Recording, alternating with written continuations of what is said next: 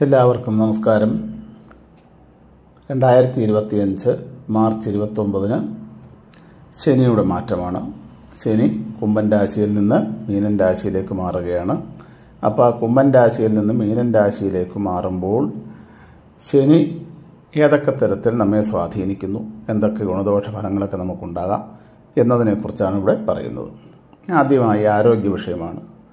നരമ്പ്, അസ്ഥി, പാദരോഗം, ത്വക്ക് രോഗം ഇവയൊക്കെ ഉണ്ടാകുവാൻ സാധ്യതയുണ്ട്.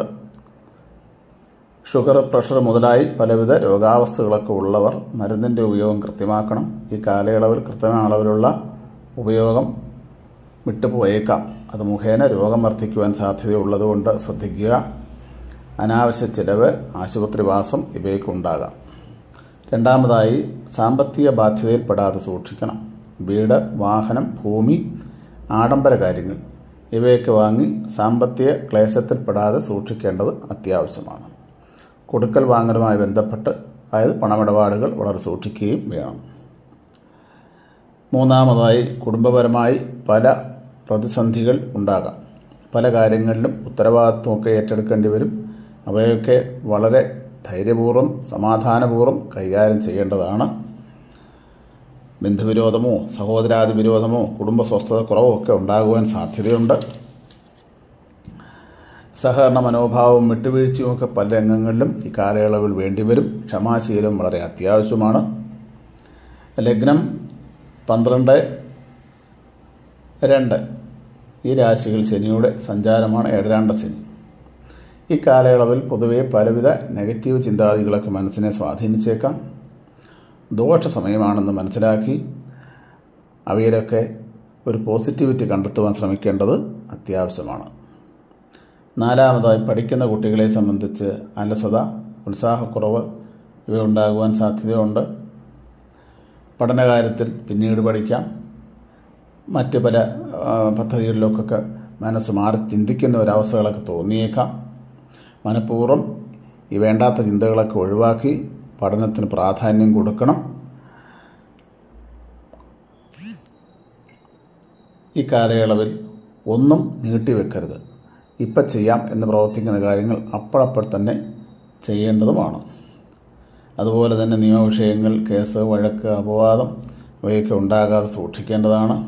സംസാരത്തിൽ മിതത്വം പാലിക്കണം. എല്ലാ കാര്യത്തിലും ആത്മവിശ്വാസം കുറയാൻ സാധ്യതയുള്ളതുകൊണ്ട് അവ വർദ്ധിക്കുന്നതിന് വേണ്ടി ക്ഷേത്രദർശനം, പുണ്യസ്ഥല സന്ദർശനം, യോഗ, വായന മുതലായി പലവിധ കാര്യങ്ങൾ ചെയ്യുന്നത് നല്ലതാണ്. മറ്റുള്ളവരുമായി താരതമ്യം ചെയ്ത് തനിക്ക് പറ്റിയ കാര്യങ്ങളെല്ലാം അബദ്ധമാണെന്ന് ചിന്തിച്ച് മാനസിക വിഷയത്തിൽ പെടാതെ സ്വന്തം പരിശ്രമത്തിൽ കൂടി കാര്യങ്ങൾ നേടിയെടുക്കാൻ ശ്രമിക്കുക. എല്ലാ കാര്യത്തിലും കൂടുതലായിട്ട് ശ്രദ്ധ കൊടുക്കുക. എല്ലാ കാര്യങ്ങളും ശുഭമായി മാത്രം ചിന്തിക്കുക. എന്നെ ഒറ്റപ്പെടുത്തുന്നു, സഹായത്തിൽ ആരും വേണ്ടുന്ന രീതിയിൽ നിൽക്കുന്നില്ല, ഇങ്ങനെയൊക്കെയുള്ള ചിന്തകളൊക്കെ തോന്നാം. ചിന്തിച്ച് വിഷമിക്കാതെ ഉള്ളിലുള്ള നെഗറ്റീവ് ചിന്താഗതികളെ ഒഴിവാക്കി പോസിറ്റീവായി ചിന്തിക്കുക. തൊഴിൽപരമായ കാര്യങ്ങളുമായിട്ട് ബന്ധപ്പെട്ടവർക്ക് പലവിധ ബുദ്ധിമുട്ടുകൾ അവരുടെ സ്ഥാപനത്തിൽ നിന്നും അല്ലെങ്കിൽ മേലധികാരിയിൽ നിന്നൊക്കെ വരാം. ഇതൊക്കെ സംയമനത്തിലൂടെ പരിഹരിക്കാവുന്നതാണ്.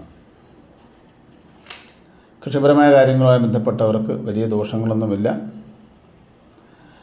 മാനസിക വിഷമം, ഉറക്കക്കുറവ്, ഭയം, വിദ്വേഷം, കലഹം ഇവയൊക്കെ ഉണ്ടാകാം. വേണ്ടാത്ത പ്രവൃത്തികളിലൊക്കെ ഇടപെട്ട് കുഴപ്പങ്ങളിലൊക്കെ ചെന്ന് ചാടുവാൻ സാധ്യതയുണ്ട്. അതുകൊണ്ട് ഓരോ കാര്യത്തിനും വളരെ ചിന്തിച്ച് മുന്നോട്ട് പോകുന്നത് നന്നായിരിക്കും. കഴിയുന്നിടത്തോളം ആവശ്യമില്ലാത്ത സംസാരം പോലും ഈ കാലയളവിൽ ഒഴിവാക്കുന്നതായിരിക്കും നല്ലത്. വേണ്ടാത്ത ശീലങ്ങൾ, അതായത് മദ്യപാനായ ദോഷങ്ങളൊക്കെ ഉള്ളവർക്ക് കൂടുതലായി തോന്നിയേക്കാം. അവയും നിർബന്ധമായും വർജിക്കണം. എല്ലാവർക്കും ശുഭദിനം നേർന്നുകൊണ്ട് നന്ദി, നമസ്കാരം.